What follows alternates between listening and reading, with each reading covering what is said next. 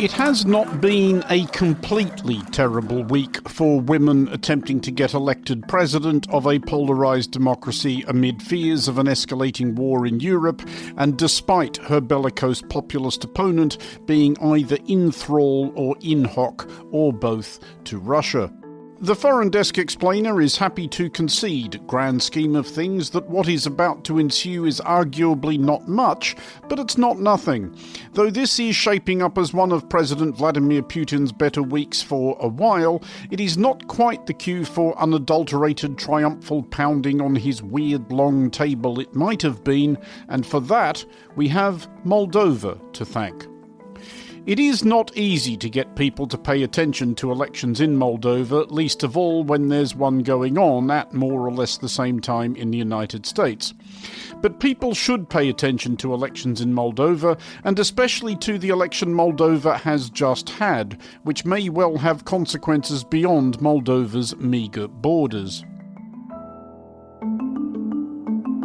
Moldova is a small country, maybe 2.5 million people, occupying a little more territory than Belgium does.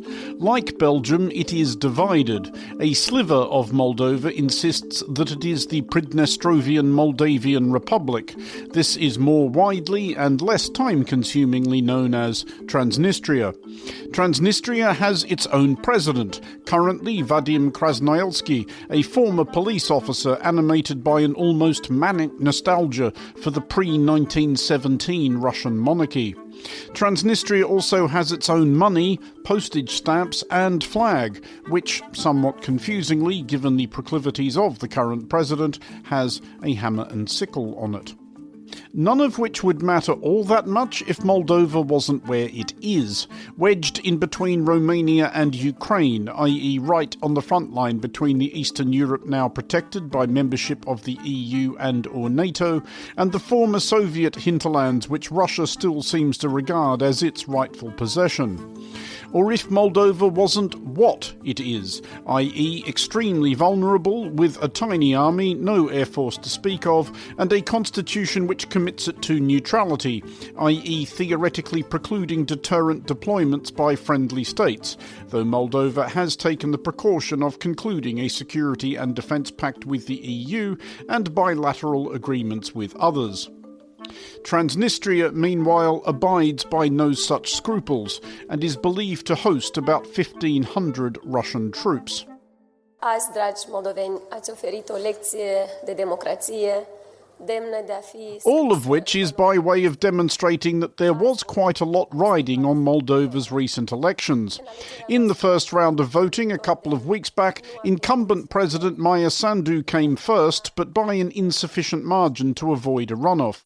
What we know so far for sure is that the majority of citizens inside of Moldova chose to vote no in this EU referendum, but the diaspora massively voted yes. On the same day, a referendum on enshrining Moldova's aspirations to EU membership in the constitution won by a whisker, barely 10,000 votes in it. In the second round of voting for the presidency this past weekend, Sandu clinched it, seeing off her rival, Alexander Stoyanoglu, who she fired from his previous post as Moldova's Prosecutor General, by a 55-45 margin. On one hand, Sandu's triumph will have prompted considerable relief across Europe. She held up against a pretty transparent attempt by Russia to buy or balk the election. Bomb threats were made against polling stations in Moldova and in other places Moldovans were voting, notably Germany and the UK. President Sandu's National Security Advisor Stanislav Secrieru, once a guest on the Foreign Desk, claimed Russia had loaded up planes and buses with people willing to vote for Sandu's opponent. Disgraced fugitive Moldovan oligarch Ilan Shor, who now lives for some unfathomable reason in Moscow, ran a flagrant vote-buying operation.